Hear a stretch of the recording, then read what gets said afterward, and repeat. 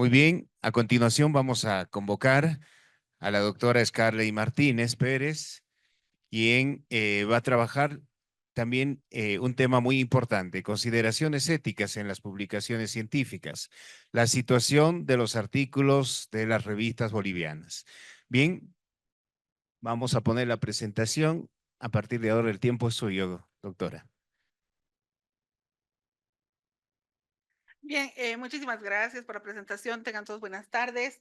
En esta ocasión también he pensado en compartir con ustedes un poquitito de una línea de investigación que vengo abordando con un equipo relacionado con la ética de la investigación. Particularmente quiero representarme, además de ser docente de la universidad, yo soy gestora de investigación. Es decir, soy una investigadora aficionada, pero sobre todo estoy formada como gestora de la investigación. Por tanto, estos son temas que me motivan bastante y sobre los que estoy trabajando todos los días. Bien, había pensado primero hablarles de una investigación que hemos realizado donde hacemos un análisis de las consideraciones éticas en las publicaciones científicas para mostrar un poco la situación de algunas revistas en Bolivia, ¿no? Pero ya luego lo repensé, he mantenido el título, más he decidido hablarles de la ética en las publicaciones científicas a partir más bien de tres investigaciones que durante los últimos años hemos realizado, tres pequeñas indagaciones que nos han permitido tener un panorama de la situación del abordaje ético en las publicaciones en Bolivia. Bueno, si recordamos a la ética conceptualmente como el conjunto de principios y normas que guían la conducta de autores, pero además de revisores y editores en el proceso de investigación, pero que además este no solo trasciende el proceso de investigación, sino que los pasos subsecuentes a partir de la redacción, revisión y publicación de artículos científicos, nos daremos cuenta, como nos lo decía el colega. Ay, lo siento, creí que me estaban escuchando. Y bueno, que son algunos de los aspectos sobre los que en el grupo se reflexiona en diferentes momentos, pero en este caso comentaba que quería hablarles sobre algunas ideas principales que son en cooperación con la Universidad de Touro, California. Algunos lineamientos generales que surgen de la opinión tanto de las autoridades como de los profesores que hacen investigación, pero esto es más de nuestra universidad. Luego, este trabajo de conocimientos y prácticas de integridad y ética científica en editores y revisores de artículos científicos en Bolivia. Algunos de ustedes han tenido la gentileza de responder esta consulta realizada en algún momento y que también nos arroja datos interesantes. Y luego, este último de las consideraciones éticas en la publicación científica, y esto ya mirando un poco los artículos que están publicados en nuestras revistas. En el primer caso, cuando hemos realizado el trabajo de opiniones y prácticas de las autoridades, hemos encontrado datos que son bastante interesantes. Las autoridades y profesores universitarios, por ejemplo, comprenden la importancia de la ética de la investigación y lo manifiestan a través de un grado de conocimiento aceptable de los preceptos éticos, pero desconocen que no se cuenta en el país, por ejemplo, con regulaciones suficientes para que el abordaje ético pueda ser valorado, que las políticas y la infraestructura de investigación universitaria para abordar las investigaciones es, si no inexistente, al menos mínima en muchos de nuestros sectores. Los profesores y las autoridades reconocen que hay altos niveles de plagio y eso es triste porque lo aceptan, lo admiten y además han aprendido a vivir con ello, ¿no? Dicen, sí, copian, pero copian poco. Entonces, es una forma de tolerancia parecida a la que tenemos con la corrupción, por ejemplo, ¿no? Sí roba, pero roba poco. Entonces, o hacen, sí, roban, pero hacen. Vendría a ser igual la investigación, ¿no? Sí copian, pero por lo menos investigan. Entonces, ese nivel de tolerancia que también se ha desarrollado llama la atención.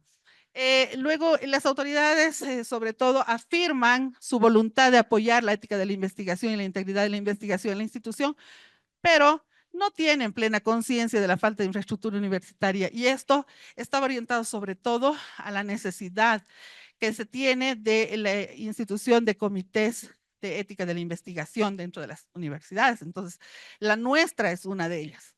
En nuestra universidad, a pesar de varios esfuerzos y algunos proyectos muy interesantes, muy grandes, que hemos tratado de implementar, no hemos logrado consolidar unos comités de ética sólidos, uno al menos, que pueda dar o que pueda apoyar este proceso. Y bueno, apenas alrededor del 25% de los profesores que se autoconsideran profesores o docentes investigadores están desarrollando investigación en los últimos 365 días. Entonces, ahí también hay otra dificultad.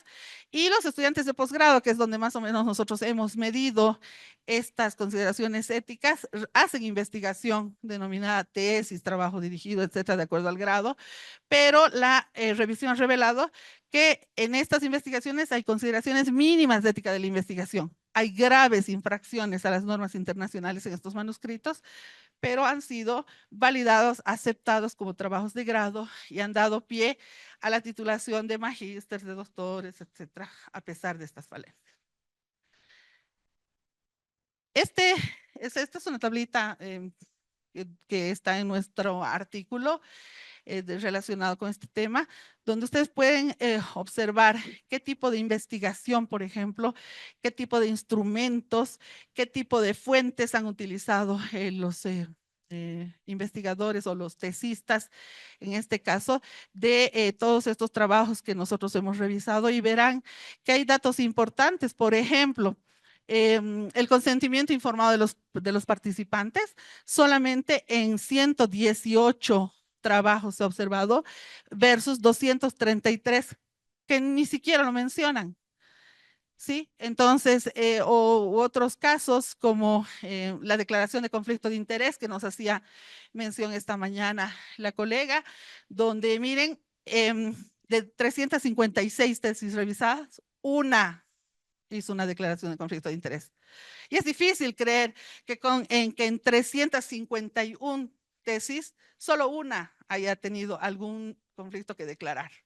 Entonces, de esa manera, hay una serie de variables que han sido observadas y cada una más desmoralizante que la otra. Y eso en nuestros trabajos. Y esa autocrítica, estamos trabajando mal. Es decir, quienes en algún instante obramos como tutores, como tribunales, etcétera, no estamos teniendo observancia de los aspectos éticos en la investigación. En el segundo trabajo, en la segunda investigación, cuando les hablaba de conocimientos y prácticas de integridad y ética científica en editores y revisores, hemos encontrado un desconocimiento generalizado de las normativas éticas, sobre todo entre los revisores. Fíjense, ¿quién revisa los trabajos de investigación? Profesionales altamente calificados a veces en el área de la disciplina, más la mayoría de ellos desconocen la normativa ética necesaria o mínima para un trabajo de investigación. La proporción de los participantes que no está completamente familiarizado con la normativa ética es muy elevada y ese déficit de conocimiento impacta obviamente en la calidad del proceso de revisión y por supuesto en la integridad de los artículos que se publican, porque al final cuando los evaluadores o los revisores dicen el artículo corre, pues corre, ¿no? Entonces uno como que asume que ya todo ha sido revisado. También hay un porcentaje considerable de los revisores que admite que sus decisiones en el proceso de revisión, y escuchen esto porque a nosotros como editores nos pasa, han estado influenciados por factores externos. ¿Sí? Como editores nos sucede la recomendación de determinada autoridad, la llamada de determinado colega, el amigo, o no nos falta un autor que nos sugiere a sus revisores, no nos falta un revisor que nos pide el artículo de un amigo que ha presentado y no sé cuántas cosas. Entonces, ese también es un problema ético complejo. Y luego la falta de transparencia en el proceso de revisión y el control insuficiente sobre plagio. A estas alturas, cuando ya las herramientas de detección de plagio, o por lo menos de similitud de texto, son tan populares, es inadmisible que todavía hayamos o hayan revistas que no las estén utilizando y hayan revisores que desconozcan de su existencia. La insuficiencia de capacitación en ética científica, tanto para editores como para los revisores, es otro factor clave. Tanto editores como revisores, muchos nos han indicado que no han tenido posibilidad de acceder a espacios formales de capacitación o de actualización en temática de ética científica, y eso también llama bastante la atención. Entonces, este ha sido nuestro grupo de participantes. Hemos tenido 48 participantes, fíjense, 36 de ellos revisores, 12 editores, a un promedio de 3 revisores por revista de cada editor, es decir, por cada editor. Los revisores con conocimiento en normas éticas, 61%. Los revisores que reconocen influencias externas en su decisión, 25%. Los revisores admiten que han recibido recomendaciones en algunos casos. Los editores que mencionan que hay falta de capacitación en ética, 6, el 50%. Los revisores que no siguen procedimientos de verificación de plagio, 45%, casi la mitad de los revisores no están haciendo ningún tipo de seguimiento de plagio. Y las revistas que utilizan software de detección de plagio, fíjense, de las 12 revisadas, apenas 4. Entonces, esta es nuestra realidad. Por eso les decía, veamos un poco la realidad de nuestras revistas. Y bueno, en el tercer punto, en el tercer trabajo, cuando hablamos de las consideraciones éticas en las publicaciones científicas de artículos en revistas bolivianas, el análisis de nuestras revistas pone en evidencia que hay una implementación desigual de las consideraciones éticas. Es decir, hay revistas que dentro de su ficha de información para autores incluyen explícitamente pautas éticas. O hay algunas otras que incluyen pautas éticas de una forma implícita pero clara. ¿Sí? Pero hay muchas de ellas que no consideran pautas éticas en sus indicaciones. O sea, está escrito en las revistas una serie de indicaciones para los autores, de orientaciones que están relacionadas con todo menos con las pautas éticas. Hay pocas revistas, por ejemplo, adscritas a COPE, que podría ser una buena línea de comportamiento para los editores, y bueno, menos aún revistas que de alguna manera se han indexado por su sentido ético, ¿no? Creo que en Bolivia no he visto ninguno. Pasamos, por favor. Además, las revistas que no tienen políticas editoriales explícitas sobre ética tienen una proporción muy baja de artículos que hacen mención a consideraciones éticas. Entonces hay una integración limitada de la ética en el proceso de revisión y de publicación. Obvio, si la revista no lo tiene escrito de oficio, peor, ¿no? Pasamos. Perdón, estoy corriendo porque estamos con una recomendación de apurarnos. Estos son entonces los resultados. Fíjense, hemos revisado 12 revistas, bueno, hemos revisado 19 revistas. De esas 12 tienen consideraciones éticas explícitas o implícitas claras y 7 no tienen consideraciones éticas en sus indicaciones para autores. Hemos revisado 2 números de cada revista consecutivos de una gestión anterior a la actual. Es decir, revistas que son semestrales, hemos revisado los 2 números de una misma gestión, revistas que son cuatrimestrales, 2 números de un mismo semestre. Y el total de números revisados, en el caso de las revistas que han mencionado consideraciones éticas es 24, en el caso de las revistas que no tienen consideraciones éticas es 14, 38 números de revistas en total revisados.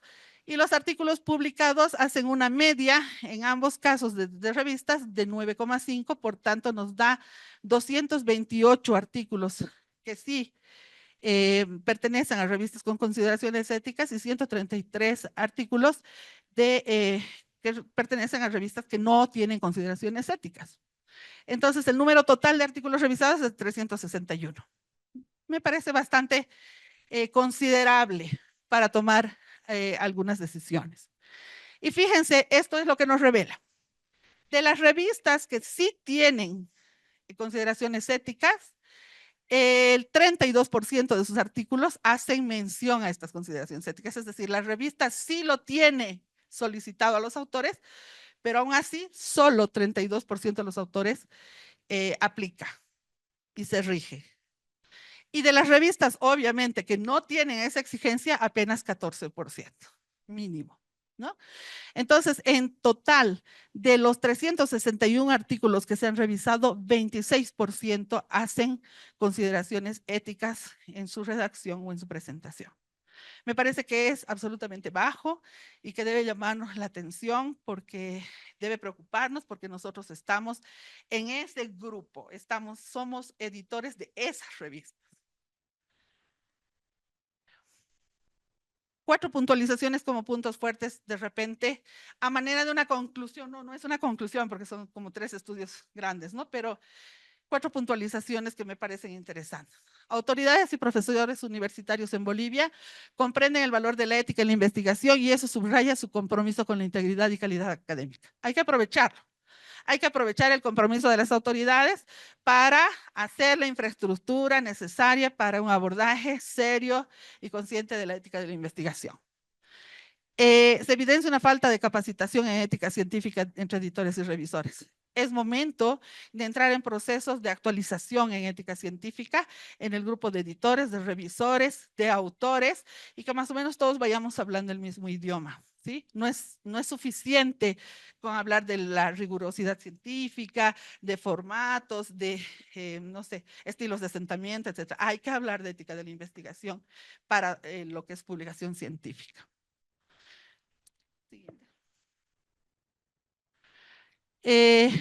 Hay una observación que ha surgido de estos trabajos y es que hay un empleo muy limitado del software de detección de softwares de detección de plagio y creo que a estas alturas eso ya no puede continuar. Las universidades tienen que implementar de manera formal el uso de herramientas de detección de plagio y obviamente la efectividad de las directrices editoriales no está siendo la esperada, porque a pesar de que se están solicitando consideraciones éticas en las, yo qué sé, en las fichas, en los lineamientos que se dan a los autores, todavía los autores no están siguiendo estas consideraciones, no las están tomando en cuenta, pero las revistas no están rechazando estos artículos, entonces ahí tenemos que ser un poquito más estrictos. Creo que es, no sé si tengo una más. No, perdón, corrí, pero muchas gracias. Bien, tenemos espacio para una pregunta si existiera, ¿no? Bien, vamos a agradecer a la doctora Scarlett por la participación y le vamos a hacer entrega también de su certificado. Doctor Scarlett, muchas gracias por aportar a este primer encuentro de parte de la red de editores y revistas Hola, científicas, le va hola. entrega del certificado. Muchas gracias.